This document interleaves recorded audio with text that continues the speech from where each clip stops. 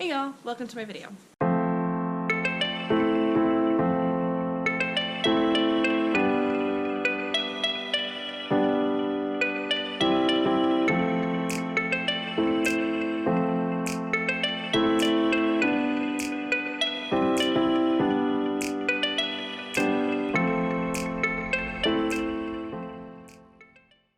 Last week I felt really good getting my workouts in, but I still had some issues not being able to work out some of my muscles, and so my knee and my ankle were still kind of hurting. So I didn't get in my long run, and that was by choice. I didn't want to push it too much, but I've kind of made the decision that this particular week in my plan is supposed to be starting to taper down. So I'm going to kind of stick with the plan now, even though I didn't get my longest run in, and just try to get the number of runs in this week, even if they aren't quite as long as I would have liked. I might try to get them a little bit longer than my plan suggests, just so then that way I can get a little bit more running in on my legs and my feet and all of that. So that's kind of my plan for this week. I felt pretty good after last week getting all those workouts in, but it really did make me realize that I'm probably going to need to take a break from running after the marathon, just because after a year ago spraining my knee, or a little over a year ago, I feel like it just never healed, and I wonder if it was just something more than a sprain or just a really bad sprain, but it's just never really healed very well. I think it happened because of running, and I feel like when I do other workouts it doesn't hurt as much. But with the intensity and the impact from running, it just is bothering me all the time. So I'm going to see what I can do the next 2 weeks and just take it really easy on the marathon. Slow enough that I can make it through, but fast enough I don't get picked up. That's going to be my goal. So I'm going to see what I can get done this week with my runs and my workouts. I'm still going, I'm still trying, and I'm still going to get through the marathon. It's just not going to be as I had expected or had planned. So anyways, all right, so I'm going to go do a run real quick, and I will have to take some warm stuff and probably put it in the stroller as I start to warm up, because it is 40 degrees outside and it's colder from when I woke up. It said it was 44 when I woke up, and now it says 40. So I'm going to try to get out there before it gets even colder. Alright, let's go do a run. Alright guys, so that was a bust. I think I showed y'all a couple, maybe a few runs ago, that one of the wheels on the stroller was kind of wobbling. Well, it didn't seem flat, it just seemed wobbly for some reason, and I kept forgetting to check it out and figure out what it was by the time I got home because I was exhausted from running. So I did think to look at it this morning, and it seemed fine. I got all of our stuff packed in, which was a lot because it's snack time and it's cold, so I had all our warm gear and all this stuff. I got all packed in the stroller and start going, and it is completely flat. I tried to get a little bit of a video of it, but I'd already taken Liam back out, and it didn't look flat when he's not in it. When he's in it and all our stuff's in it, it is completely flat. And it was wobbling, and just the way the stroller was moving, there was absolutely no way I was going to be able to run pushing that thing. This is really frustrating because I did not want to run today. It is cold outside. My hands are frozen just trying to get everything packed in and then now unpacked. I didn't want to go at all today, and I actually did. Got everything ready, got ready to go. I got out of the car and I'm like, I don't want to do this. Let's do it. So frustrating. Okay, so this is what happened. That's done. I am going to go home, deal with the rest of my day, and then I will work out. Then I will have to find time to do this run later in the week. It'll happen. It'll happen. It'll happen. All right.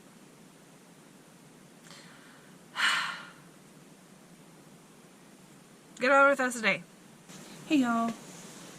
Alright, let's have a chat. So, today's Tuesday, so it's just one day from the last video. So I came home pumped it up so it's ready to go for the next time, and hopefully it doesn't have a leak, and hopefully it just cold air and that kind of thing messed with it and made it flat. So we'll see. But my goal was to do another workout, and I did not get that in. Really, no excuses. What I did do is think a lot about what I wanted to do with this running with the race. Yesterday was the deadline that if I were to want to change from a full marathon to a half marathon, yesterday was the last day I could do that.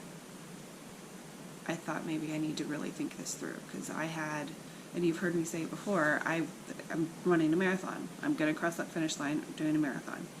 And I didn't really want to go back on that.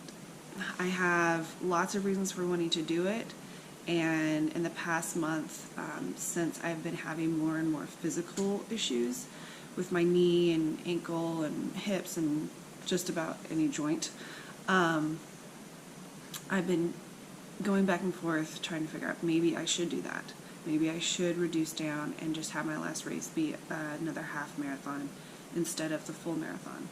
I've come to the conclusion that my reasons for doing the marathon aren't so much for me as they are for other people. Please other people, or impress other people, or have other people look at me differently. I don't think running 26.2, don't forget the last 0.2, miles for other people when I'm physically hurting is not the right choice. It's hurting. And at the last race, because I tried to just push through it, it overcompensated and hurt my other ankle. And I don't remember how much I mentioned, but after the race, basically for the next week, I was in a lot of pain. My hips really hurt, and my shoulders really hurt. I know I wasn't running very good that day, but when I'm in pain, it's really hard to focus on technique. I think I was just slouching a lot. In general, I do. It's a bad habit I really want to get out of. Yeah, so before that, in general, my knee, I notice something just about every day. It could be a soreness, it could be pain, it could be something.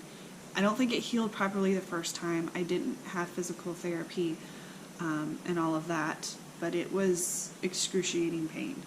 And I just haven't really been able to recover from it. And it's just frustrating, because when I think the time that I really didn't feel anything, no soreness, no pain, anything, was the time that I signed up to do the marathon. I thought, okay, I'm recovered, I'm good. Let's just go into this slowly. And I did. I did go into it slowly and follow the plan, and didn't rush trying to run faster than I needed to, or run more than I needed to. But it came back, and I've tried to ignore it several times, tried to ignore it during races, just the adrenaline. Yay, here at the race. And since meeting my friend Rachel, getting to run with her and chat, I felt like that was just I truly believe that was from God. Like, we were supposed to meet, and I was supposed to go and meet up with her again, the one race where I'm like, oh wait, I recognize her, and run together. It really did help to have somebody to chat to, and it distracted me. But it did distract me, and I was ignoring my knee a little more than maybe I should have. But I talked to my husband last night, trying to officially decide if I was going to reduce down or not. We kind of talked a little bit about all these things, and the biggest thing that came up for me for why I did not want to do it was because I would feel like a failure. And I'm sorry, I might get slightly emotional here. I've mentioned before, I tried to do this and I ended up with hip pain, and we had to reduce down to a half the last time I tried to run a marathon. And I felt like this is my time. And if I don't do it, where I'm at right now today is a little better than last night, and where I've been the last month going back and forth, but I do feel like it makes me a failure. And part of me knows that that's not true, but there's a big part of me that still feels it. And trying to get to the part, trying to only listen to the part that says I'm not is really hard. And I just know that physically I should not attempt to do 26.2 miles. I couldn't run all of 13.1 a couple weeks ago. That's where I'm at physically. I really do believe that I would be seriously injured if I pushed through this. And I don't think that's right. I don't think that I should push through the pain and injure myself because I want to complete a marathon for other people. I want to be able to say that I accomplished something. Talking to my husband last night, we kind of discussed this a little bit. If I were to attempt the full marathon and I don't do it, I probably will seriously injure myself, and I won't get the finishing medal. I won't get the distance challenge finishing stuff, jacket. I don't know if there's anything else. And I will feel more like a failure if I do that. If I do a half marathon, I'm still probably going to be hurting. I'm probably going to have to walk a majority of it. But I think it is more it's more of a possibility of finishing it.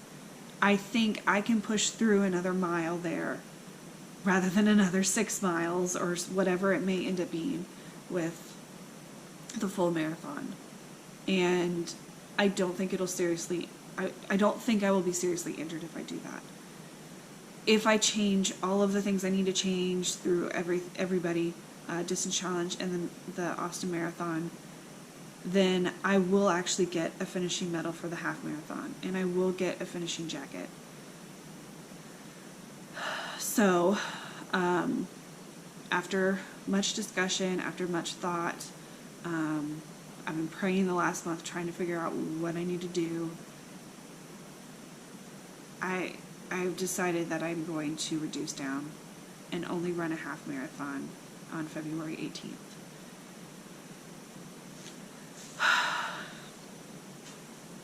So that's where I'm at. That's the decision that I made. That's all of the things that I've been thinking through, all the things that have been going on with me. Anyways, I don't know if anybody is even still watching this. Hope you have a wonderful day, and I will see you later.